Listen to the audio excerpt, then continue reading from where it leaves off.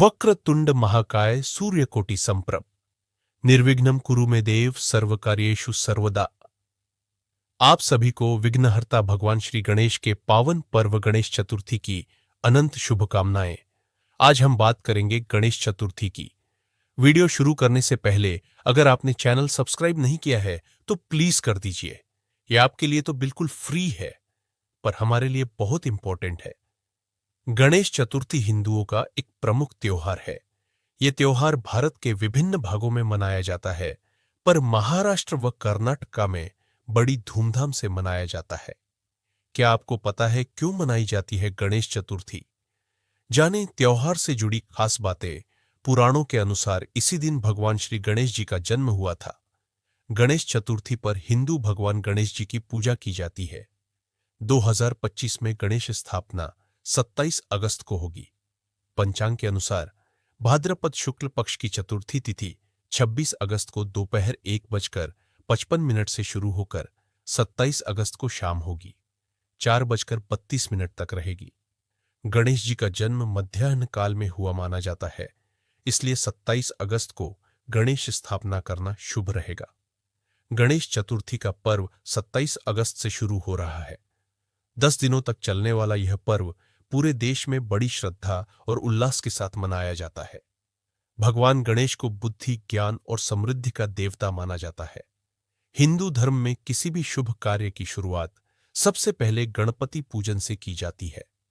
कथा के अनुसार माता पार्वती ने स्नान के समय अपने शरीर के उबटन से गणेश जी को बनाया और उसमें प्राण डालकर उन्हें दरवाजे पर पहरा देने के लिए खड़ा किया। उसी समय भगवान शिव लौटे और जब गणेश जी ने उन्हें अंदर जाने से रोक दिया तो क्रोधित होकर शिवजी ने गणेश का सिर काट दिया। इससे पार्वती जी बहुत दुखी हो गई। तब पार्वती जी के दुख को देखकर शिवजी ने गणेश जी को पुनः जीवित करने का वचन दिया।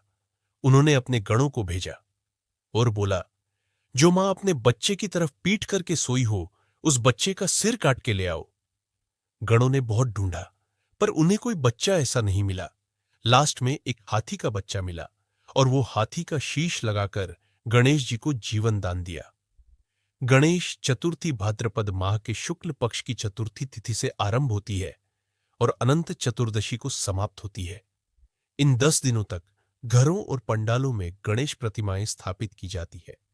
मूर्ति स्थापना के समय प्राण प्रतिष्ठा की जाती है, जिससे देवता की शक्ति प्रतिमा में स्थापित हो सके।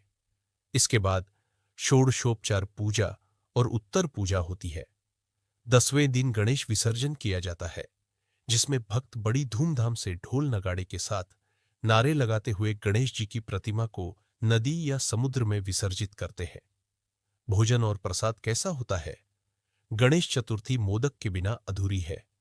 मोदक गणेश जी का प्रिय भोग माना जाता है। चावल या आटे से बनी ये मिठाई अंदर से गुड़, नारियल और सूखे मेवों से भरी होती है। परंपरा है कि भगवान गणेश को 21 मोदक का भोग लगाया जाता है। इन दिनों में घरों और पंडालों में विभिन्न प्रकार के पकवान भी बनाए जाते हैं, लेकिन मोदक का स्वाद हर जगह खास रहता है। इतिहास और सामाजिक महत्व। गणेश चतुर्थी का उत्सव प्राचीन काल से मनाया जाता रहा है। मराठा राजा शिवाजी ने इसे राज्य स्तर पर महत्व दिया। आगे चलकर स्वतंत्रता संग्राम के समय लोकमान्य तिलक ने इस पर्व को निजी आयोजन से बड़े स्तर के आयोजन का रूप दिया।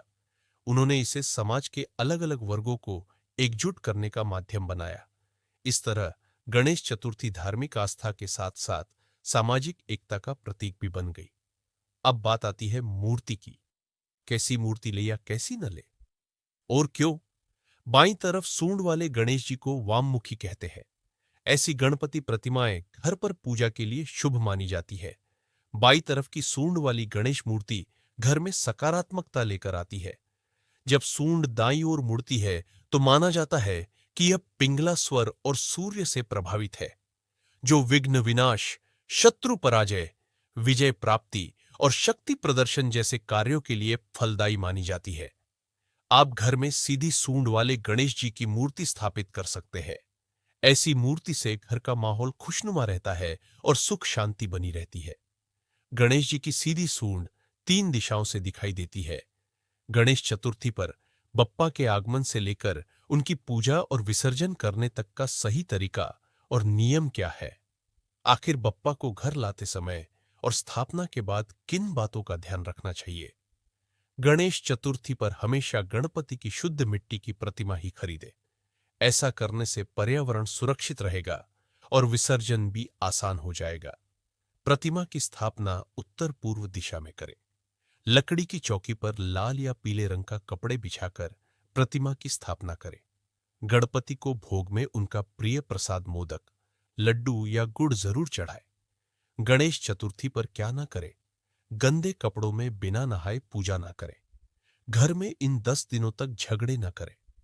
प्रतिमा को हमेशा चौकी पर स्थापित करें, उसे जमीन पर न रखें। प्रतिमा के सामने जूते चप्पल पहनकर न जाए। मांस, शराब से बचे। प्रतिमा को अकेला न छोड़े। अखंड दीपक जलाए। गणेश चतुर्थी पर बप्पा की प्रतिमा विसर्जित करने के नियम। बप्पा की प्रतिमा को विसर्जित करने से पहले 1, 3, 5 या 11 दिन तक घर में रखने का नियम होता है। विसर्जन से पहले बप्पा को भोग लगाकर आरती करें। प्रतिमा को पानी में विसर्जित करें। बप्पा की प्रतिमा को विसर्जित करते समय गणपति बप्पा मोरया, अगले बरस तू जल्दी आका जयकारा लगाकर विदाई दे। वीडियो और जानकारी अच्छी लगी हो तो वीडियो को लाइक और चैनल को सब्सक्राइब जरूर करें और जुड़े रहे अपनी परंपरा और संस्कृति से। धन्यवाद।